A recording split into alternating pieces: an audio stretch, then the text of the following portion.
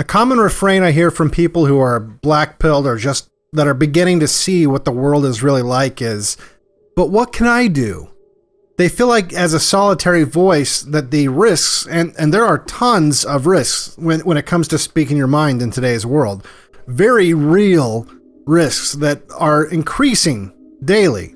They feel like these risks outweigh the benefits. They feel as if by speaking up, all they're going to do is invite personal attacks or in some cases even personal ruin. And for these people, it seems easier to just go with the flow and wait for either a savior to come and save them or a cataclysmic event to make it all come crashing down. And then when that happens, they can finally feel safe in speaking out, even though at that point, it really won't do any good. Now, first I want to say, I understand these people, and I'm not here to berate them or tell them that their fears are unwarranted. They're not. But what I will say is they're underestimating the power of what one voice can have.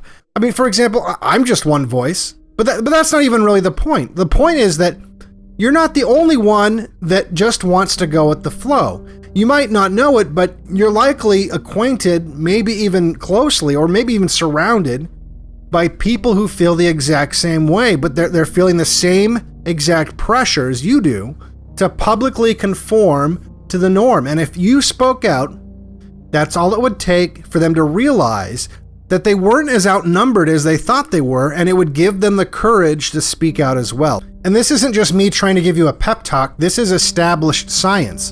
In the 1950s, Solomon Asch conducted conformity experiments at Swarthmore College in Pennsylvania. In the experiments, he would present a room full of test subjects with a card that had one line on the left and then 3 lines on the right.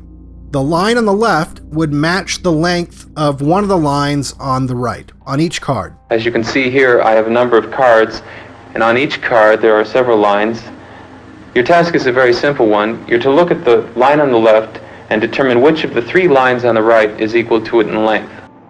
He would tell his test subjects that the experiment was to determine how well people could judge the lengths of the lines.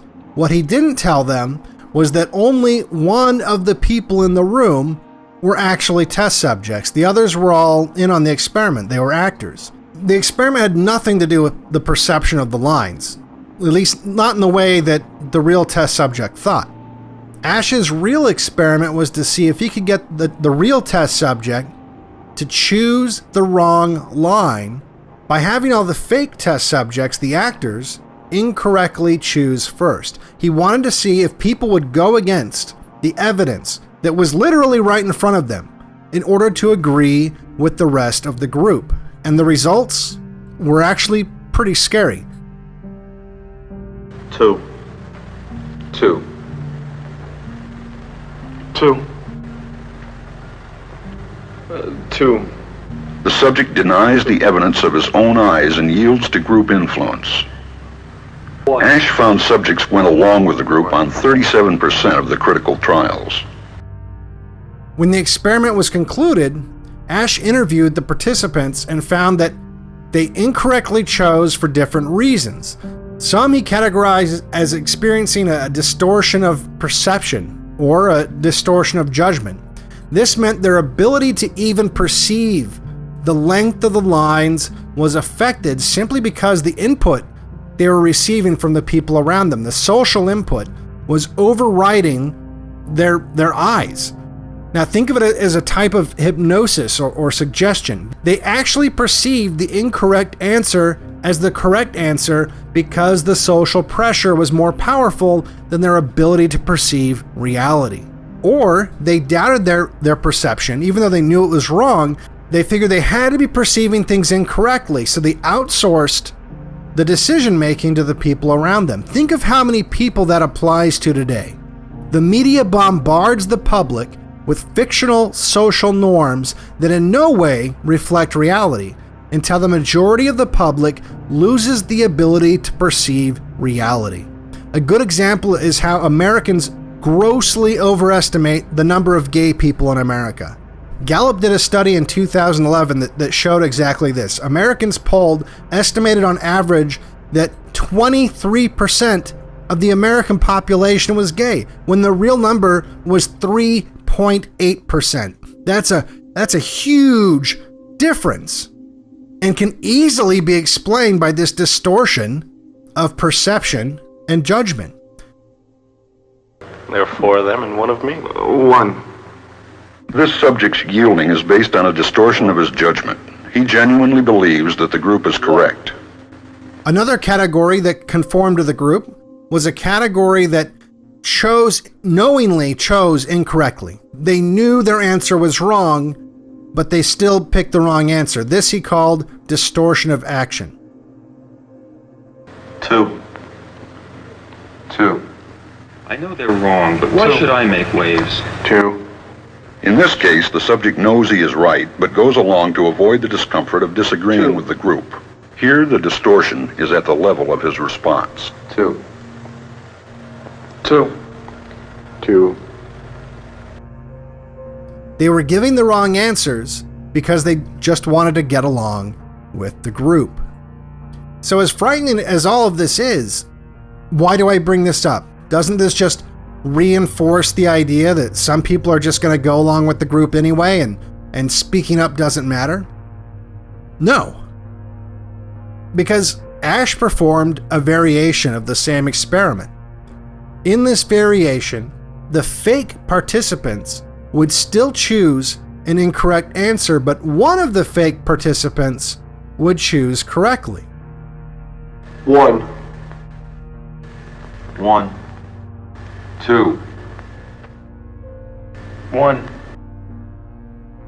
2. With a partner, yielding drops to only 5% of the critical trials, compared to 37% without a partner. This tiny change made a huge difference in the results. Just by adding one other person who gave the correct answer, the number of people who would conform to the group went all the way down to 5%. Not only that, but in this variation, the real test subject experienced positive feelings towards the fake participant that was giving the correct answers. That is the power that one voice has. By speaking truth in a room full of liars, you can drop the conformity rate all the way down to 5%. While at the same time, you're creating a bond with these people you're setting an example for. And it's important to keep speaking the truth because Ash found that these voices were so vital to breaking the conformity that if he removed that participant that was giving the correct answers halfway through the experiment, the test subjects would go right back to conforming at a similar rate. Now think of how that plays into why they want to censor dissident voices. They know. They have this data. They know that if they remove our voices, the public at large will go right back to conforming to the group. 2. 2. That's why it's so important for all of us to speak out, whether it's at home, at work, with your friends. You can be that voice that gives the others the courage to stop conforming. Imagine the ripple effect it would have if everyone here watching this, everyone did exactly that. They might try, but they can't censor all of us. You can be that crack in the dam that makes it burst. So to answer your question, yes, there is something you can do. Now you know that one person can make a difference. In fact, it's vital that one person makes a difference. And it's just as vital that that person is you. For Black Pilled, I'm Devin Stack. If you like my videos, make sure you like and subscribe. Make sure you share. If you'd like to support me, you can grab a copy of my book, Day of the Rope. Link is in the description. You can send crypto to the addresses below or become a patron at patreon.com/blackpilled.